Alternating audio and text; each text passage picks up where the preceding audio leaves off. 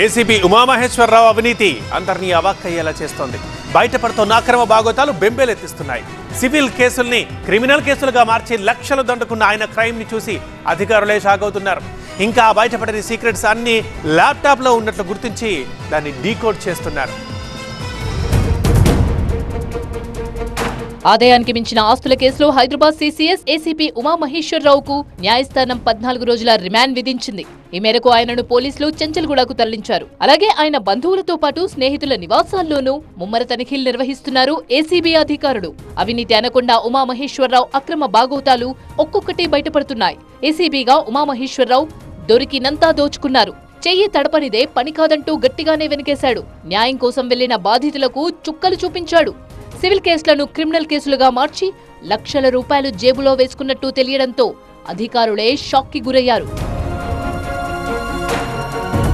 Varicose veins వ్యాధికి కేవలం 30 నిమిషాల్లో చికిత్స. కాల్ చేయండి 9989527715. మొత్తంగా 3,45 లక్షల రూపాయల సొత్తును గుర్తించారు అధికారులు.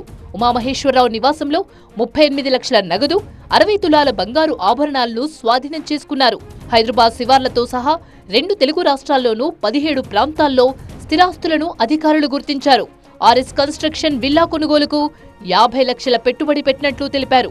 షామీర్పేటలో 80 లక్షల విలువైన ఎకరా భూమి, 333 గజాల విల్లాను గుర్తించారు. గట్కేసర్లో 4 ప్లాట్లు, శామీర్పేటలో 14 గుంటల బినామీ భూమి, అశోక్ నగర్లో ఉన్న అపార్ట్మెంట్లో 3 ప్లాట్లను, కుకుట్పల్లిలో 200 గజాల ప్లాట్లను గుర్తించారు. ఏపీలోని విశాఖపట్నంలో 25 సెంట్ల భూమి, చోడవరంలో 5.92 ఎకరాలు, 240 గజాల ప్లాట్, దొండపూడిలో 2.20 ఎకరాల బినామీ ఆస్తులపై దర్యాప్తు సాగిస్తున్నారు అధికారులు. మరోవైపు కీలక డాక్యుమెంట్స్ తో పాటు ఉమామహేశ్వరరావు ల్యాప్టాప్ ని కూడా స్వాధీనం చేసుకున్న అధికారులు దాన్ని డీకోడ్ చేసే పనిలో పడ్డారు.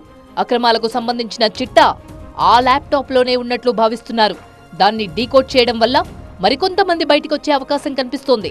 ఇక ఉమామహేశ్వరరావు వ్యవహార శైలిపై గతంలోనూ అనేక ఫిర్యాదులు అందాయని, తనపై ఇప్పటికే 3 సార్లు సస్పెన్షన్ వేటు పడిందన్నారు అధికారులు. అయినా ఉమామహేశ్వరరావు తీరు మార్చుకోలేదని పేర్కొన్నారు.